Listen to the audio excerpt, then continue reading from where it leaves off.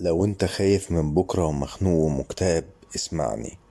عايزك ما تقلقش خالص من بكرة، ده بتاع ربنا.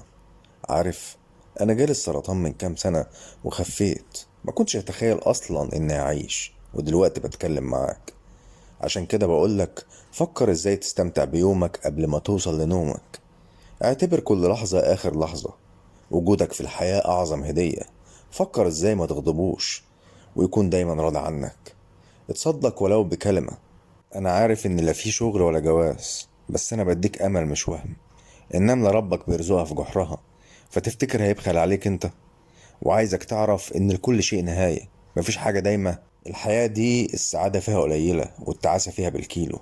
عشان كده دور على سعادتك. انت اللي هتسعد نفسك بنفسك مهما كانت الظروف. خفف توقعاتك. سيب الموج يرميك مطرح ما يودي. ما تبصش للي اعلى منك وما تحقدش على حد. ما تبصش على اللي في ايد غيرك. احمد ربنا على النفس اللي بتتنفسه، على كوباية المية نظيفة اللي بتشربها، على الدفى في سريرك. غيرك بيحلم بده. اوعى تحس انك فاشل. انت احسن حد في الدنيا كلها، والعيب مش فيك، العيب في الظروف اللي حواليك. هدي نفسك خالص وطمنها. ما تتعبهاش معاك عشان ما تتعبكش معاها.